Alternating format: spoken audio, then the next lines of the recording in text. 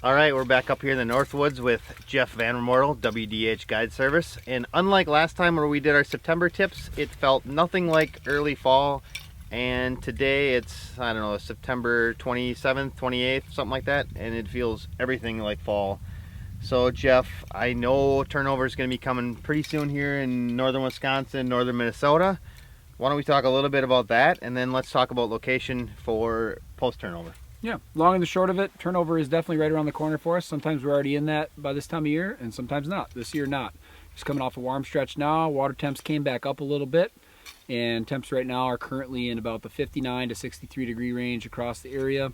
Right about that mid 50 degree range is when you can see lakes starting to flip. So 50 to 54 is a real good chance that your lakes are in turnover, especially if something else looks off. So something to keep in mind when you're going to launch. If you find water temps consistently in that temperature range, and the watercolor looks off, it might be a good idea to try a different lake. Absolutely. Right now, I would expect medium to small size lakes to be hopping into turnover. I would say you can probably expect to see that right around October 4th to 8th-ish for sure, if not a little before, based on the current forecast that we looked at today. Today's I believe the 28th. So I expect that to be going, and I'm talking anything in the 600 to 1,000 acres on down, probably more on the smaller side of that, hitting it first. And then again, by October 10th, 12th-ish, I would expect most of those medium and even some of the larger size lakes, not the largest for sure, but some of the larger, 1,000 acre on down for sure, to be at least approaching turnover, if not in full swing.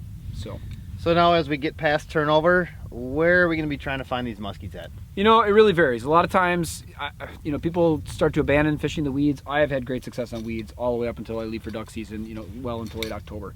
And in years where we've had cold falls and cold, that cold late summer, early fall, and had turnover well into turnover by this time, I've caught fish in the weeds well up until I left, and that's temperature ranges in even the upper 40s, mid to upper 40s.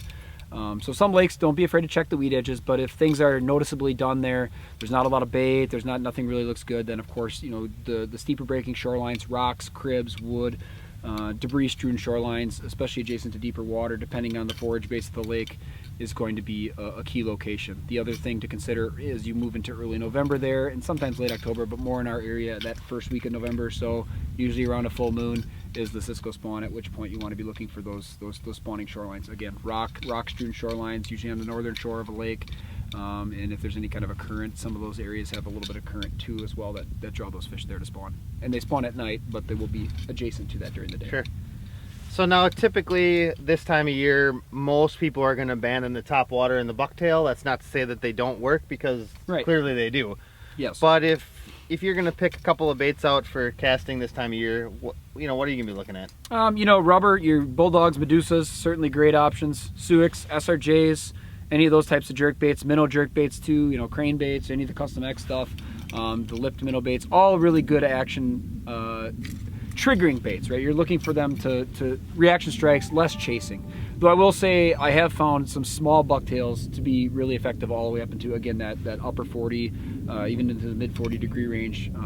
Again, depending on the structure you're fishing, but small blades are always, number 7 and number 8 single blade. And also you can slow roll big blades, and even topwater. A couple years ago, the last fish I caught of the year was a mid-October fish, and it was on a Dr. Evil, and water temp was 47, 48-ish.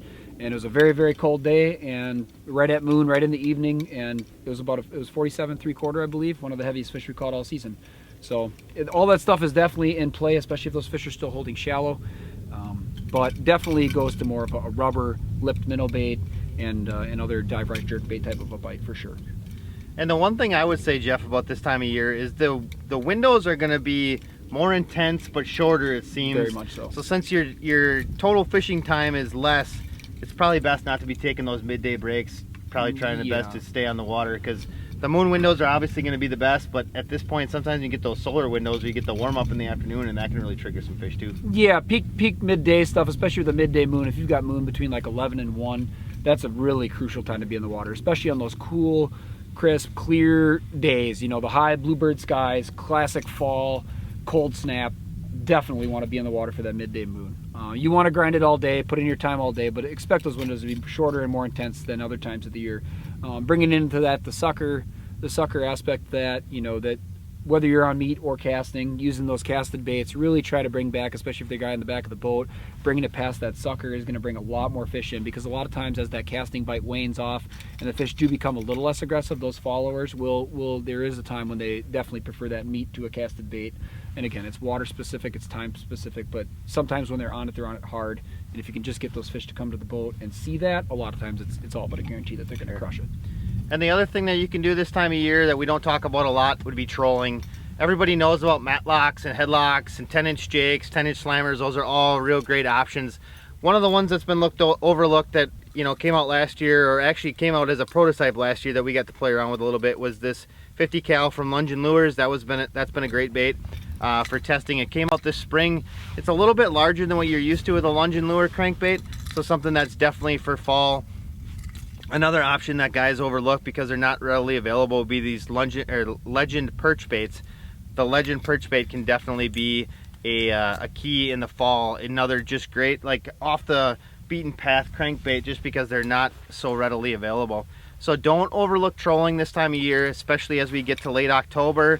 You know, when things start to cool down, guys get a little bit colder. You know, even if it's just a 2-hour break midday to try to keep your baits in the water, definitely consider running some crankbaits this year. Yeah, for sure. And especially when you get those days where the reels are even freezing up and stuff. By the time you get to late October, which in northern Wisconsin, I mean, people were ice fishing November 8th last year in our area. So oh, yeah. Ice fishing. I mean, so that's full blown. I mean, October 31st, not very far from that. So yep. We get those cold snaps late in the year. That trolling is great. Try to dragging them along, bumping lips and stuff along mid-lake points. You know, stuff adjacent to the deepest water in the lake is a really good place to start with that. Though don't overlook the shallow trolling and contour trolling along the lakes, especially in those deep, clear Cisco-based lakes where those fish are schooling up and preparing to spawn. Those Ciscos and pre-spawn are very targetable as well, not only when they're upcoming in the actual spawn. The actual spawn itself doesn't last very long, much like with, you know, smelt or anything else. The spawn, that window is only a couple days usually, but those fish will be adjacent to that spawning area before, during, and after that spawn, as with other species such as your walleyes. Maybe something people are a bit more familiar with, how those fish are there before, during, and after the actual event. Yep. So hopefully we gave you a little bit of information here to get started on trying to put some fish in the net for what we consider to be pretty much like the countdown to the end of the season. Like Jeff said, I mean, up here in northern Wisconsin, we might only have another month and a half. I mean, technically the season runs quite a bit longer, but usually we're cut short by ice. So hopefully that helps put a couple extra fish in your net this fall.